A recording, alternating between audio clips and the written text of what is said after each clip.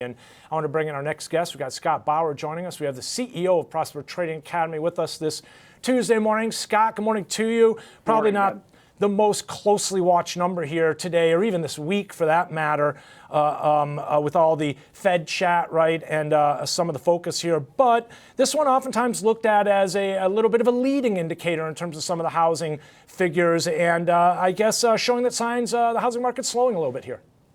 No doubt about it, Ben. And, especially with what's happened with interest rates here, it would have been hard to expect a quote unquote good number here. So, some of the home building stock, they're after topping out, just a short while ago, they're taking a retreat. And these numbers that came out this morning are much the reason why.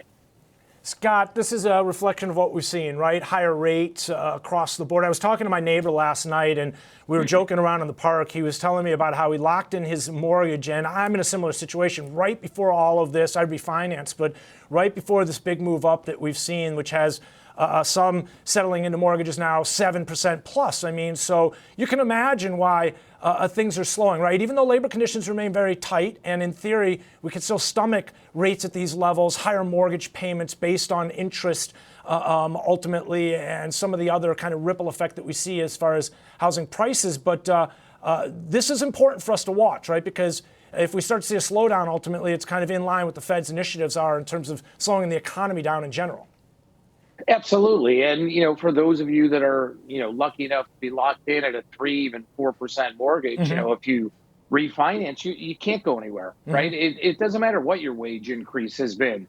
You just almost can't make that move economically. So this is not a surprise to see this morning. And like you said, though, it's kind of on to the next, and we've got a schedule chock full of Fed speakers today and the rest of the week.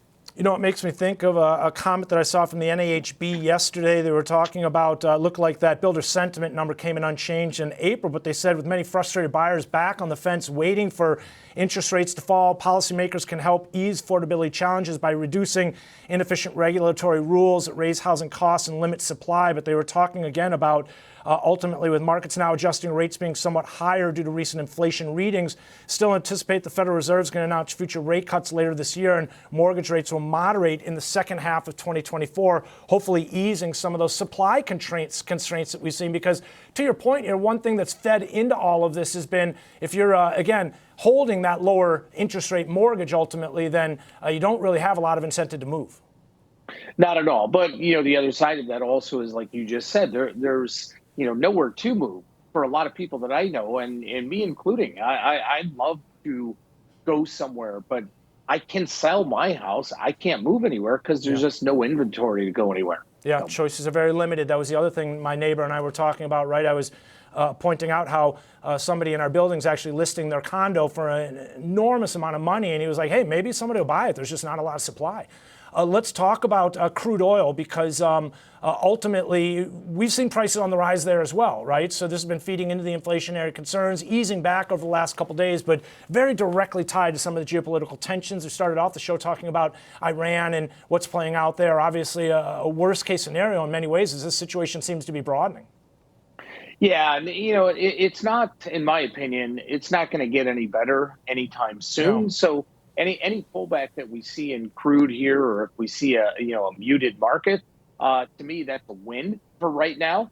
I don't know how long that's going to last, but there could have been a number that was already built in, and you and I have talked about this before, for geopolitical risk. That number probably has doubled. I always thought it was about $5-6 a barrel over the last 6 months or so. It's probably 10-12 is my guess. So if we woke up tomorrow and for a whole number of reasons we saw that, okay, there's peace and there's been the disputes settled, we'd probably see oil back down in the low 70s. But unfortunately, that's not the case. I'd agree. You'd see a sharp decline if all of a sudden Israel were to announce, for some reason, if they're pulling out of Gaza, for example, or something along those lines, right? Talk about a way to find resolution to all of this quite fast in a hurry. Let's talk about gold, also a reflection of, right, some of those geopolitical concerns, tensions in the Middle East, and just investors' uncertainty.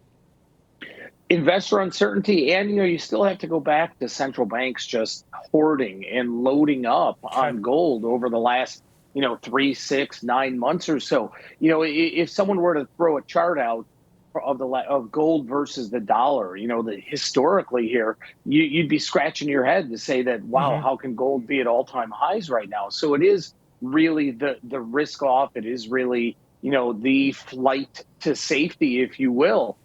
That's what gold, part of the allure, no pun intended, to gold is, and it's certainly coming through right now. Yeah, I don't have the comparison chart here handy, but I do have them side by side right now, just to kind of speak to Scott's point. Dollar on the left, gold on the right. I mean, this is not the relationship you typically see here, No. Scott. The other thing we've been watching pretty closely as well, with this little bit of risk-off tone, stock index futures products are trading off the all-time highs. We've seen similar situation in Bitcoin, right? A recent double top around that 70,000 level. We're back down to 63,600, fractionally higher here this morning. But what are you watching in terms of crypto as far as a reflection of that risk-on, risk-off tone? Oftentimes, we've had that sort of backdrop in terms of the halving, the ETFs, the fundamentals associated with it, but it's going to be susceptible to selling here as well as investors grow a little bit uneasy amidst some of the concerning fundamentals.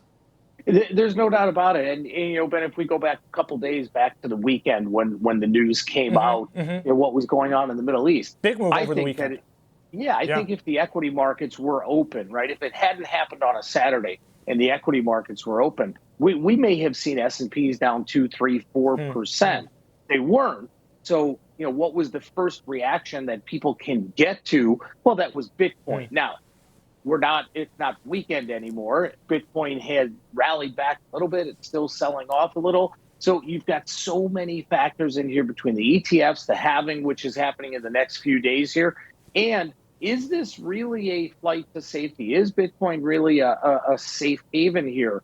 I think that's coming to question a little bit. All right, well, we're going to keep an eye on it, right? They say rising tide lifts all boats. We'll see ultimately, as I think Buffett says, who's swimming without their shorts or something like that as the tide goes out here. So Scott Bauer, appreciate you joining us, CEO of Prosper Trading Academy.